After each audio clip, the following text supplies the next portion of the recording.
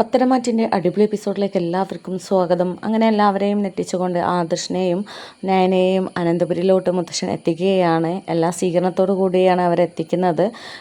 നമ്മുടെ അവന്തികയെയും ജലജയെയും ഒക്കെ വിഡ്ഢികളാക്കിക്കൊണ്ട് മുത്തശ്ശനെ അവരോട് താലവുമായിട്ട് രണ്ട് അതിഥികളെ സ്വീകരിക്കാൻ റെഡിയായിട്ട് നിൽക്കണം, നമ്മളെ ഏറെ സഹായിച്ചവരാണ് എന്നൊക്കെ പറഞ്ഞിട്ട് അവരെ അതിന് ഒരുക്കി നിർത്തുകയാണ്. അങ്ങനെ അവർ താലവുമായിട്ട് നിൽക്കുന്ന സമയത്താണ് ആദർശം നയനയും കാറിലിറങ്ങി ഒരു ആഘോഷത്തോടു കൂടി കൊട്ടും മേളവും ഒക്കെ ആയിട്ട് അവിടേക്ക് കയറി വരുന്നത്.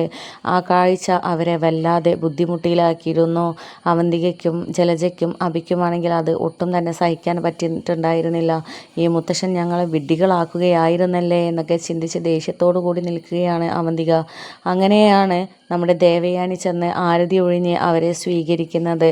അങ്ങനെ നയനയും ആദർശും അവന്തികയുടെ അടുത്തോട്ട് വരുന്ന സമയത്ത് അവന്തികയ്ക്ക് കോപം നിയന്ത്രിക്കാനായില്ല.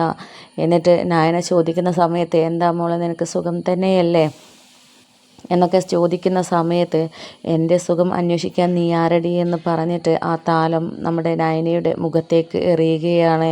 ആ കാഴ്ച മുത്തശ്ശനെയും ഒക്കെ വളരെ ഷോക്കിലാക്കി. അവന്തിക എന്താ ഇങ്ങനെ ചെയ്യുന്നത്, ഇങ്ങനെയൊന്നും ചെയ്യുന്ന പെൺകുട്ടി അല്ലായിരുന്നല്ലോ എന്നുള്ള ഒരു ചിന്തയിലും ദേഷ്യത്തിലും നിൽക്കുകയാണ് മുത്തശ്ശൻ. എന്നിട്ട് അവന്തികയോട് ചോദിക്കുന്നുണ്ട്, നീ എന്താ ഇവിടെ ചെയ്തത്, നമ്മുടെ അതിഥികളെയാണോ നീ ഇങ്ങനെ ഇതാക്കിയിരിക്കുന്നത് എന്നൊക്കെ ചോദിക്കുമ്പോഴാണ് സ്വയം ബോധത്തിലേക്ക് അവന്തിക വന്നത്. അയ്യോ, എൻ്റെ കയ്യിൽ നിന്നും അബദ്ധം പറ്റിയല്ലോ, എൻ്റെ കയ്യിൽ നിന്ന് പോയല്ലോ എന്നുള്ള രീതിയിലൊക്കെ അവന്തിക ചിന്തിക്കുന്നത്.